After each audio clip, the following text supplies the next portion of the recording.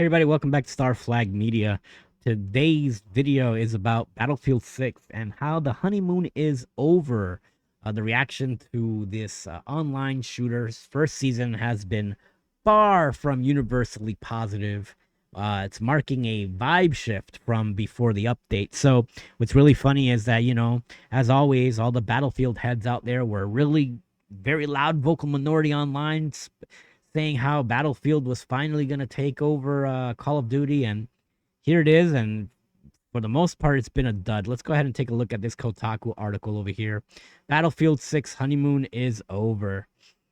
So let's start. It says Battlefield 6 launched in October to huge player numbers on Steam and a lot of momentum from super successful and well received open beta. It seemed like most people were excited for the game and its future. Now, just a little over 2 weeks later, the game's first season and its Battle Royale mode launched, and for many online, the honeymoon is over. There's no single issue or change to blame for the angry fans and negative Steam reviews. Instead, it's a mix of problems. Some fans are disappointed about colorful new skins and the battle pass, claiming it's ruining the game's launch vibes. Others are mad that the latest map added to Battlefield 6, Blackwell Fields, is yet again a fairly small map, and the new mode added in the Season 1 is tiny. And there are the Battlefield 6 players who hate the game's new Battle Royale mode, which features a big old map and feared that it might pull resources from the main game and its classic modes. So basically, when you cater to a fringe minority, there's inside arguments between them. And now that you're trying to cater to everybody in that minority, you can't cater to anybody in that minority. Continues here. Battlefield 6 Season 1 Battle Pass and new skins. Before Battlefield 6 launched, the topic of cosmetics was a hot one. Many players, myself included, were tired of devs and publishers shoving crossover skins and ugly cosmetics into nearly every modern online game. And I agree with that. And the Battlefield 6 devs promised that the then upcoming game wouldn't go down that road. This whole skin saga became such a big deal that eventually even Activision announced that the upcoming Call of Duty Black Ops 7 would not let players bring skins over from Black Ops 6, and in order to prevent the first person shooter from being instantly flooded with goofy crap. Now, with the launch of Season 1, Battlefield 6 players online have access to the game's first new skins since launch, and the reaction has been mixed. Some find the skins are too colorful or argue they don't fit the military vibes. There's also some new skins that can be used with every class, which has frustrated players as they fear it will make it hard to quickly identify different classes during combat.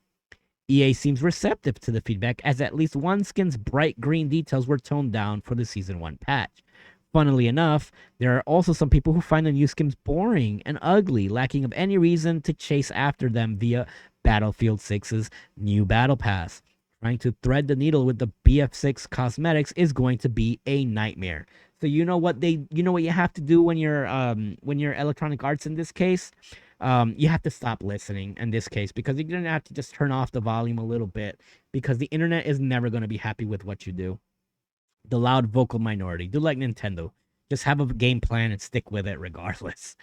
Speaking of the battle pass, hell, Call of Duty does that too. Speaking of the battle pass, a lot of players aren't happy with it either. I get the feeling a lot of players online don't like how it changes the vibes of the game.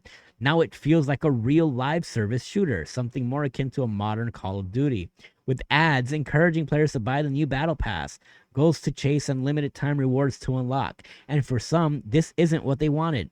A highly rated post on Battlefield subreddit is a screenshot of a Steam review saying this whole Season 1 update feels like ad blocker stopped working.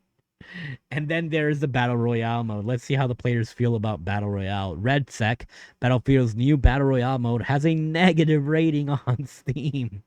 The biggest new addition in Battlefield 6's first season is RedSec, EA's stab at the large-scale, free-to-play Battle Royale game. Anyone can download BF6 RedSec and start playing the game's new Battle Royale mode. The general consensus seems to be that RedSec is pretty good. I've not played it much of yet, but it does seem fun enough. However, over on Steam, the new RedSec mode has overall negative review rating. A lot of people aren't mad about the mode. Instead, they are upset about how it has been integrated into Battlefield 6. You see, the new Battle Pass brought with it weekly challenges, and some of these challenges require players to hop on RedSec to complete them. This isn't going over well with some Battlefield 6 fans who like EA is that fans who feel like EA is requiring them to play something they never wanted in the first place. While Battlefield 6 lets you re-roll a limited number of challenges, for those never planning on playing RedSec, it means they have to burn all of their re-rolls on challenges for a mode they have zero interest in. This has led to a lot of anger around RedSec and new Battle Pass 2. And then there's the issue of RedSec's map. It's very, very big. This isn't a bad thing at all. In fact, Battlefield 6 players have been longing for bigger maps since the open beta. Battlefield Studios and EA promised bigger maps were coming, and then the Season 1 arrived, and the first new map added post-launch is a barren, bland oil field that feels overly cramped and isn't what a lot of online community wanted. Meanwhile, the free-to-play RedSec features a massive map. As you might expect, this hasn't gone over well, with many players clamoring for bigger maps. The new map mode are small and not very good. Oh man, Battlefield, you just can't catch a break. The game's first new map is Blackwell Fields, with not very big level that is currently not much fun to play. You'll likely get killed over and over again by snipers or blown up by AA guns if you try to fly around in its limited skybox. Running around on foot is a chore. The new map lacks any real landmarks or memorable spaces, and for many who are waiting for bigger maps to arrive post-launch, Blackwell Fields has shaken their confidence in the game's future. A new mode, Strike Point, has also been added in Season 1. It is essentially Call of Duty's popular Seek and Destroy. 2 teams of 4 compete in multiple rounds to capture an objective, and once you die, that's it until the next round. This kind of mode can be a lot of fun in shooters like Counter-Strike, but in Battlefield 6, Strike Point feels out of place. The game already supports some smaller, infantry-focused modes like Team Deathmatch and King of the Hill. I'm not sure it needed yet another small mode. In franchise known for big and epic warfare, the new small map and tiny mode feels like misfires and have disappointed many players. It might be easy to write off a lot of this just as small but vocal group of players online being angry about a video game. And that's certainly part of what's happening here. But that's Battlefield's audience forever. A small but very loud vocal minority that every year is our year. And this is the year we take Battlefield over Call of Duty. And then it comes out and it's either broken or there's complaints. And then, you know, originally thought that this game was going to have 3 months of hype built around it. And then in 3 months it would fade away, kind of like Helldivers 2. But it looks like it had a launch week of hype built around it. And now it's just kind of, that's it.